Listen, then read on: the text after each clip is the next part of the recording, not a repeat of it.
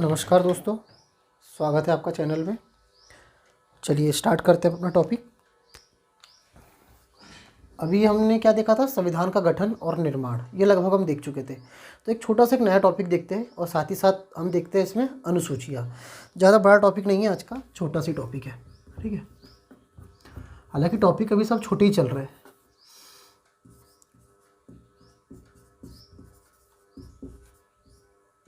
संविधान का वर्गीकरण। हाँ, एक चीज़ और, आने वाले कुछ ही दिनों में कुछ नए वीडियो भी देखेंगे अलग अलग सब्जेक्ट के, है ना। कुछ नए सब्जेक्ट के रहेंगे और कुछ करंट अपडेट भी देखते हुए चलेंगे।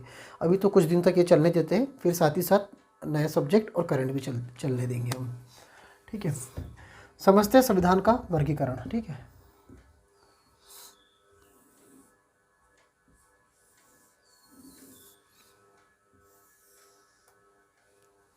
देखिए,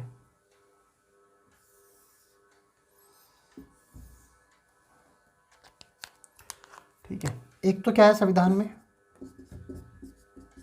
प्रस्तावना, ठीक है। दूसरा यहाँ पे क्या जाएगा, एक अनुसूची, ठीक है। मूल संविधान में कितनी अनुसूची थी, 8। हाल फिलहाल में कितनी है अभी, 12 अनुसूचियाँ हैं, ठीक है।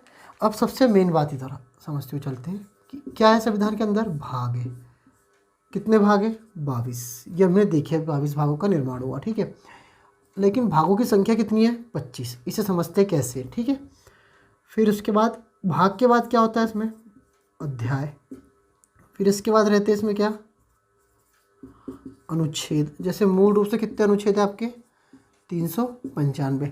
लेकिन अगर हम देखें गिनती के हिसाब से देखें, गणना करें अगर हम, तो लगभग वो 461 प्लस होंगे, है ना। इतने लगभग है, 461 प्लस है। एक होता है खंड, ठीक है, क्लॉज, ठीक है। और एक होता है उपखंड, इसे कहते हैं सब क्लॉज।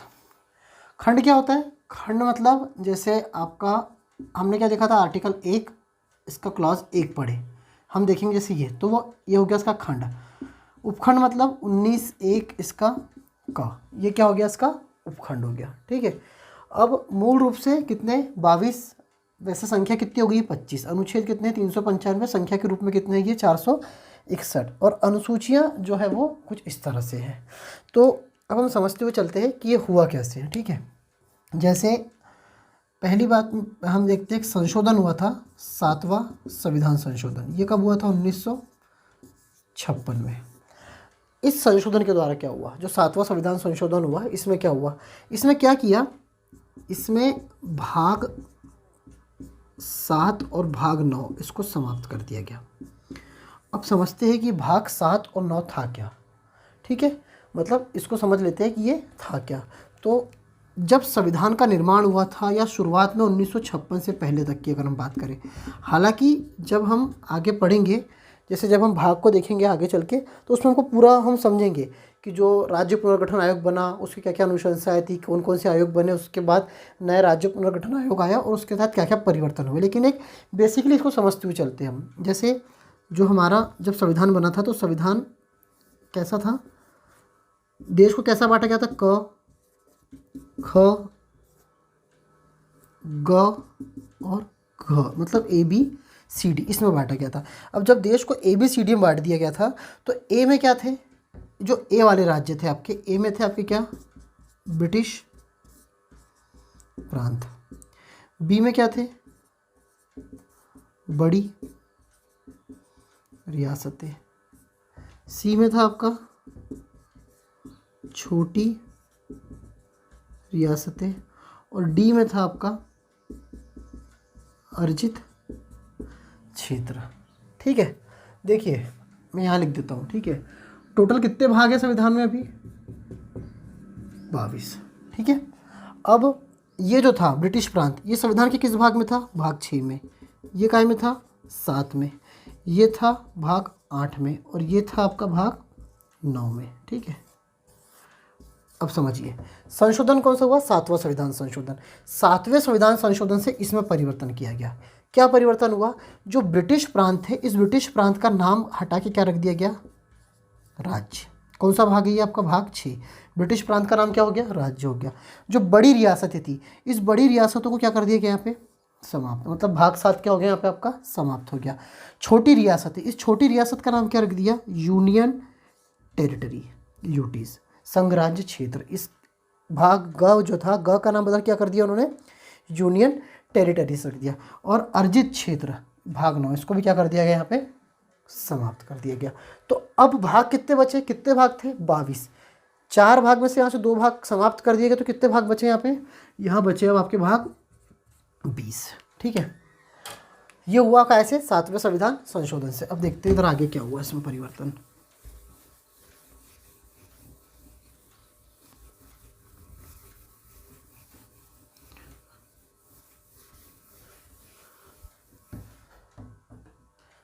देखिए, फिर इसके बाद हुआ 42वां संविधान संशोधन। कब हुआ, 1976 में। ठीक है, देखिए 42वां संविधान संशोधन से क्या किया, 2 चीज़ जोड़ी। एक जोड़ा भाग 4 का और एक जोड़ा भाग 14 का। भाग 4 का में क्या रखा, भाग 4 का में रखा मूल कर्तव्य। हम पढ़ेंगे इसको आगे, ठीक है। स्वर्ण सिंह समिति की सिफारिश पर हुआ था ये। और इसमें क्या जोड़ दिया, ट्रिब्यूनल, या जिसको क्या कहते हैं, अधिकरण। क्या होते हैं ये ट्रिब्यूनल या अधिकरण, जैसे जो कोर्ट का मामले होते हैं ना, district court, high court, supreme court, तो उसी तरह से कुछ मामले ट्रिब्यूनल में जाते हैं। इसकी अंतिम सुनवाई यही होती है, इसके खिलाफ किसी न्यायालय में नहीं जाया जा सकता। जो यहाँ पे फैसला होगा वो फैसला अंतिम होता है। पढ़ेंगे इसको आगे चल के हम, ठीक है। तो ये देखिए कितने भाग जोड़े यहाँ पे, 1 और 1, 2 भाग जोड़े। देखिए मूल संविधान में कितने भाग थे आपके, 22 भाग थे। अब यहाँ पे 2 भाग जोड़ दिए, 2 भाग घटाए तो कितने हो गए भागों की संख्या, यहाँ पे 2 प्लस कर दिए तो ये होगी कितनी, 22 हो गई, ठीक है। अब इसके बाद एक संशोधन कौन सा हुआ आपका, 73वां कॉन्स्टिट्यूशन अमेंडमेंट 1992, ठीक है। क्या जोड़ा इसमें,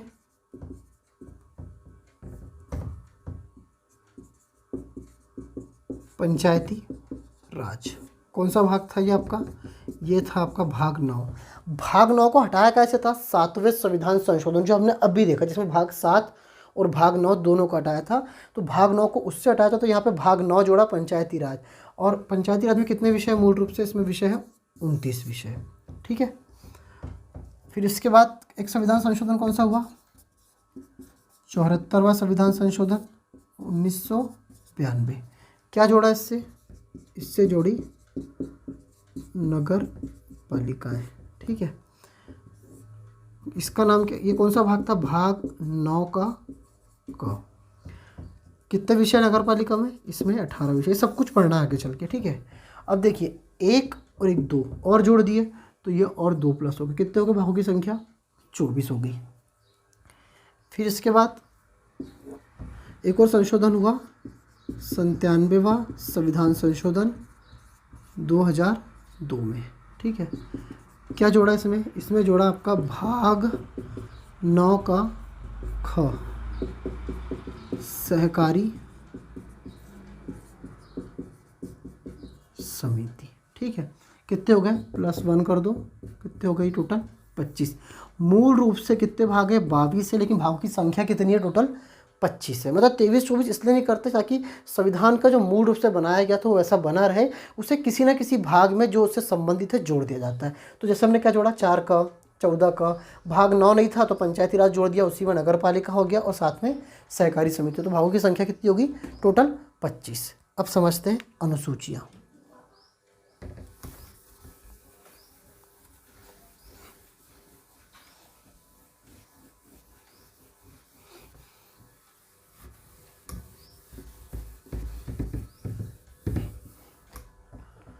ठीक है,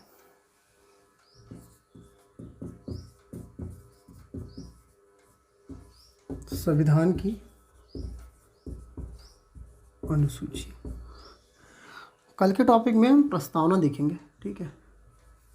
8 प्रस्तावना या फिर संविधान की कुछ विशेषताएं, उन टॉपिकों को भी समझेंगे हम। 8 थी, कितनी होगी 12। पहले देख लेते हैं अनुसूची 1, नंबर से लिखते चलते हैं। पहली अनुसूची, राज्य व उसका राज्य क्षेत्र। राज्य क्षेत्र, देखो अनुसूची 1 में क्या कहा है कि राज्य की सीमा, मतलब यहाँ पे ये कहा गया कि राज्य की सीमा और उसके राज्य क्षेत्र, संघ राज्य क्षेत्र और उसके अधिकार के बारे में इतना बताया गया। तो यहाँ पे इंपॉर्टेंट समझने वाली बात यह है कि राज्य क्षेत्र क्या होता है। सबसे मेन चीज़ ये है, देखिए राज्य क्षेत्र क्या होता है। जैसे अगर मैं बात करूँ, ये है भारत, ये भारत का नक्शा है, ठीक है। अब ये पूरा का पूरा भारत का नक्शा है। अब इस भारत के नक्शे में ये भारत उपमहाद्वीप है, ठीक है। उस उपमहाद्वीप में राज्य है हमारे पास, यहाँ पे कुछ संघ शासित देश यहाँ पे क्षेत्र है हमारे पास में। लेकिन भारतीय उपमहाद्वीप की बात करूँ तो ये भारत का उपमहाद्वीप आता है, ठीक है। लेकिन अगर मैं राज्य क्षेत्र की बात करूँ तो ये जितनी चीज़ें सब राज्य क्षेत्र में आती है। मतलब कि जहाँ जहाँ पर भारत की संप्रभुता है, जहाँ जहाँ पे नियम भारत सरकार अपने स्वयं बनाती है, वह भारत का क्या कहलाता है, राज्य क्षेत्र। अगर ये किसी और कॉन्टिनेंटल पे होगा या किसी और महाद्वीप पे होगा तो भी भारत का क्या कहलाएगा, राज्य क्षेत्र। लेकिन मैं भारतीय उपमहाद्वीप की बात करूँ तो उपमहाद्वीप ये होता है। लेकिन अगर मैं राज्य क्षेत्र की बात करूँ तो वह क्षेत्र जहाँ पर भारत की संप्रभुता है। संप्रभुता का मतलब जो नियम भारत सरकार अपने स्वयं बनाती है, वह राज्य कैसा होता है, संप्रभु राज्य होता है। तो मतलब जहाँ जहाँ पर संप्रभुता होगी वो क्या कहलाएगा, भारत का राज्य क्षेत्र कहलाएगा। तो अनुसूची 1 में भारत के राज्य क्षेत्र को प्रदर्शित किया गया है कि भारत की सीमाएं, भारत का राज्य वही होगा जो उसका राज्य क्षेत्र कहलाएगा। 2 में, अनुसूची 2 में क्या कहा गया है, वेतन। किसके, पदाधिकारियों के वेतन का प्रावधान किया गया है। राष्ट्रपति, उपराष्ट्रपति, लोकसभा के अध्यक्ष, उपाध्यक्ष, सर्वोच्च न्यायालय के न्यायाधीश, उच्च न्यायालय के न्यायाधीश, यूपीएससी के अध्यक्ष, उपाध्यक्ष, सदस्य, इन सभी के जो वेतन का प्रावधान है कायम किया गया है अनुसूची 2 में कि वेतन कैसा दिया जाएगा, क्या दिया जाएगा, वो किस निधि से दिया जाएगा, ये सब कुछ प्रावधान कायम किया गया है, अनुसूची 2 के अंतर्गत किया गया। अनुसूची 3 में शपथ का प्रावधान है। जैसे संघ के मंत्रियों की शपथ, ठीक है, जितने और सदस्य हैं, जैसे सर्वोच्च न्यायालय के न्यायाधीश हो गए, उच्च न्यायालय के न्यायाधीश हो गए, नियंत्रक एवं महालेखा परीक्षक हुए, इन सब की शपथ का प्रावधान कायम में किया गया, अनुसूची 3 में किया गया। अनुसूची 4 में राज्यसभा में सीटों के बंटवारे को लेके है, ठीक है। इसमें क्या है, राज्यसभा में सीटों के बंटवारा, मतलब कि राज्यसभा में सीटों का आवंटन किस तरह से किया जाएगा उस बात को लेके, मतलब कि जनसंख्या के अनुपात में रखना है या प्रत्येक राज्य से कितनी सीटें रखनी है, इन सब बातों का प्रावधान कायम किया गया अनुसूची 4 में। जब हम राज्यसभा पढ़ते हैं तो ये पूरा डिटेल में समझ में आ जाता है, उसमें यहाँ ऐसे समझने की आवश्यकता नहीं है। बस हमें यह ध्यान रखना है कि राज्यसभा में सीटों का आवंटन कायम किया गया अनुसूची 4 में। अनुसूची 3 में संघ के मंत्री, संसद, सर्वोच्च न्यायालय, उच्च न्यायालय, लोकसभा, इन सब के जो जितने भी सदस्य हैं, इन सब के शपथ का प्रावधान कायम किया गया 3 में किया गया। वेतन 2 में किया गया है और राज्य क्षेत्र की बात 1 में की गई है। अब ये थोड़ा सा यहाँ से अलग चीज़ है, ठीक है। देखिए अनुसूची 5 अनुसूचित क्षेत्रों व जनजातीय क्षेत्रों के लिए, और अनुसूची 6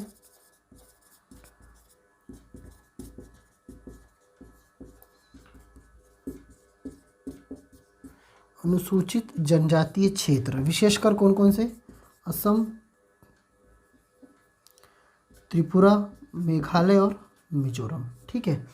अब देखिए ये क्या कह रहा है, ये कह रहा है अनुसूची 5 ये कहती है कि किसी राज्य का राज्यपाल या राष्ट्रपति किसी भी क्षेत्र के लिए, जो क्षेत्र अनुसूचित क्षेत्र हो या जनजातीय क्षेत्र हो, वहाँ के लिए वो कुछ विशेष प्रावधान कर सकता है, ठीक है। क्या कर सकता है, वहाँ के लिए वो कुछ विशेष प्रावधान।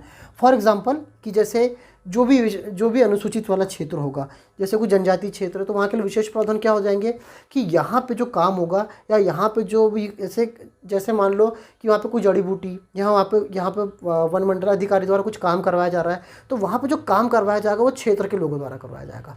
ये खास कह दिया जाता है ताकि वहाँ के क्षेत्र के लोगों को काम मिले, या हो सकता है कहीं पर इंडस्ट्री ना बने, वहाँ के क्षेत्र के लिए रहने दिया जाए। तो ये किसके लिए प्रावधान किया गया, अनुसूचित क्षेत्र व जनजातीय क्षेत्रों के लिए प्रावधान किया गया। लेकिन इसमें 4 राज्यों को नहीं रखा, कौन से, असम, त्रिपुरा, मेघालय और मिजोरम, इसके जनजातीय क्षेत्रों को नहीं रखा गया। तो जिनको नहीं रखा गया उनके लिए अनुसूची 6 में प्रावधान किया गया है। और ये क्यों किया गया है? क्योंकि ये कौन सा एरिया है? यहाँ का जनजाति वाला एरिया है। तो यहाँ का जो जनजाति वाला एरिया है, यहाँ पे जो जनजाति वाला एरिया है ना, यहाँ पे मैक्सिमम क्या होता है कि यहाँ के लिए जिला परिषद काम करती है। ठीक है, यहाँ पे नगर पालिका, पंचायत, इनके नियम भी लागू नहीं होते। यहाँ पे इस तरह के नियम भी लागू नहीं होते। तो जो जनजाति वाले 4 राज्य हैं उनके लिए विशेष प्रावधान अनुसूची 6 में है, और अनुसूचित क्षेत्रों व जनजातियों के लिए प्रावधान कहाँ में किया गया? अनुसूची 5 में किया गया। ठीक है, समझते हैं अनुसूची 7।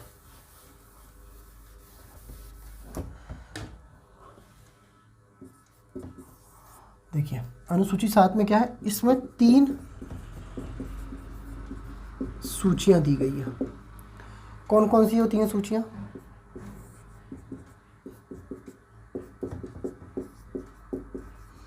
संघ सूची, राज्य सूची और समवर्ती सूची। देखिए क्या क्या है? संघ सूची, राज्य सूची और समवर्ती सूची। स्पेशली यह है कि संघ सूची और राज्य सूची, संघ सूची के लिए जो भी कानून बनेंगे या जो भी नियम बनाए जाएंगे वो कौन बनाएगा? केंद्र की सरकार स्वयं बनाएगी। देखिए है क्या सिस्टम, क्या है कि संघ सूची के जितने विषय हैं, जैसे 97 इसमें, राज्य सूची में कितने विषय थे? 66, और इसमें कितने थे आपके? 47 विषय। तो इन विषयों, ठीक है, ये मूल संविधान के विषय। तो ये मूल संविधान के जितने विषय, जैसे केंद्र संघ सूची के इतने विषय, तो इन विषयों पर कानून कौन बनाएगा? सिर्फ और सिर्फ कौन बनाएगा? केंद्र की सरकार बनाएगी। अब राज्य सूची के जितने विषय थे, जो भी राज्य सूची के विषय थे, इन पे कानून प्राथमिक तौर पर तो कौन बनाएगा? राज्य सरकार ही बनाएगी। लेकिन साथ ही साथ कौन बना सकता है इसके ऊपर?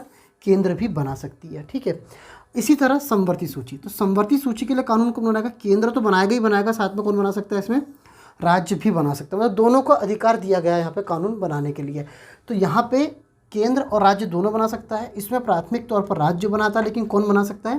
केंद्र भी बना सकता है। सवाल ये उठता है कि अगर मान लो किसी राज्य सूची के विषय पर पहले कानून किसने बनाया है? राज्य सरकार ने बनाई है, लेकिन उसके बाद अगर केंद्र बनाती है तो केंद्र का प्रभावी माना जाएगा। इसी तरह समवर्ती पर यदि किसी पहले राज्य ने बना दिया फिर केंद्र बनाता है तो किसका प्रभावी माना जाएगा? केंद्र का ही प्रभावी माना जाएगा। मतलब हर तरह से कौन प्रभावी है यहाँ पे? केंद्र की सरकार प्रभावी है। हाल फिलहाल में कितने विषय इसमें? अगर वर्तमान की बात करूँ, ये मूल संविधान का था, इसमें अभी 100 है, इसमें है अभी 61 और इसमें है अभी 52। ये अवर्तमान में है और ये कब थे? मूल संविधान में थे। अब देखते हैं 8वीं अनुसूची। तो अनुसूची जो आपकी 8 है, तो देखिए 8वीं अनुसूची में ये है कि इसमें दी गई है भाषाएं। मूल संविधान में कितनी भाषा थी? 14 भाषा थी। हाल फिलहाल में कितनी भाषा है इसमें? अभी टोटल 22 भाषा है। पहली कब जोड़ी गई? 21वां संविधान संशोधन, कॉन्स्टिट्यूशन अमेंडमेंट 1967, इसमें जोड़ी गई पहली भाषा। कौन सी थी वो? सिंधी। फिर कब जोड़ी गई? 71वां संविधान संशोधन, इसमें जोड़ी गई 3 भाषाएं। फिर हुआ 92वां संविधान संशोधन, इसमें जोड़ी गई 4 भाषाएं। तो ऐसी टोटल कितनी हो गई है? 22 भाषाएं हो गई। जैसे इसमें नेपाली, मणिपुरी, कोंकणी, बोडो, मैथिली, संथाली, इस तरह की 4 भाषाएं इसमें जोड़ी गई। ठीक है, ये होगी टोटल यहाँ पे कितनी आपकी? 22 भाषा। भाषाओं जोड़ने का प्रावधान क्या रहता है कि उसके लिए इतिहास देखा जाता है। लगभग 1000-1500 साल पुराना आपका इतिहास है, तो उस इतिहास के तौर पर भाषाएं जोड़ दी जाती हैं। ठीक है, फिर यहाँ पे आपका जाएगा अनुसूची 9। अब मूल संविधान में इतनी ही अनुसूचियाँ थी। अब इसके बाद परिवर्तन आया। अब अनुसूची 9, इसको जोड़ा कैसे गया? फर्स्ट कॉन्स्टिट्यूशन अमेंडमेंट 1951 के द्वारा। क्यों जोड़ा गया? भूमि सुधार अधिनियम। देखिए भूमि सुधार अधिनियम के तहत क्या किया गया था? यह कहा था कि सरकार राज्य के कल्याण के लिए लोगों की ज़मीनें ले रही थी। तो जब वो उनकी ज़मीनें ले रही थी तो उनकी ज़मीनों के लिए क्या करती थी? वो लोगों से ज़मीन लेती थी और उसके हिसाब से उनको मुआवजा देती थी। तो इसके खिलाफ हुआ क्या कि आर्टिकल 14, 19 और 31, आर्टिकल 14, 19 और 31 के तहत यह कहा कि अगर किसी चीज़ को अनुसूची 1 में डाल दिया गया है तो उसके खिलाफ सरकार के खिलाफ 14, 19 और 31 के तहत क्या नहीं लगाई जा सकती है, याचिका। इसका विवाद बहुत बड़ा है, हालांकि जब केशवानंद का केस पढ़ते हैं तो उसका विवाद उसमें आ जाता है। ठीक है। अनुसूची 10, दल बदल कानून कैसे जोड़ा गया? इसको जोड़ा गया 52वां संविधान संशोधन 1985। क्या था इसमें? इसके अंतर्गत ये था कि दल बदल कानून में ये कहा गया कि राजीव गांधी की सरकार थी इस समय। ठीक है। इसमें यह कहा गया कि यदि कोई पार्टी का व्यक्ति, यदि कोई पार्टी के सदस्य, यदि किसी पार्टी के सदस्य 1/3 से कम सदस्य, अगर 1/3 से कम सदस्य उस पार्टी की सदस्यता छोड़ते हैं तो उनकी उस क्षेत्र की सदस्यता भी समाप्त हो जाएगी। ठीक है। मतलब उस क्षेत्र के वो सांसद या विधायक फिर नहीं रहेंगे, लेकिन वो सदस्य कितने हैं? 1/3 से अधिक है, तो उनकी सदस्यता क्या रहेगी? फिर वो बनी रहेगी। ये काय में कहा गया? 52वें संविधान संशोधन में। इसके बाद फिर चेंज आया, 92वां संविधान संशोधन हुआ 2003 में, और इसमें इस 1/3 की जगह कितना कर दिया गया? इसको 2/3 कर दिया गया। इस समय सरकार थी अटल जी की। ठीक है। ये थी आपकी अनुसूची 10। अब देख लेते हैं 2 अनुसूचियाँ और, अनुसूची 11 और अनुसूची 12।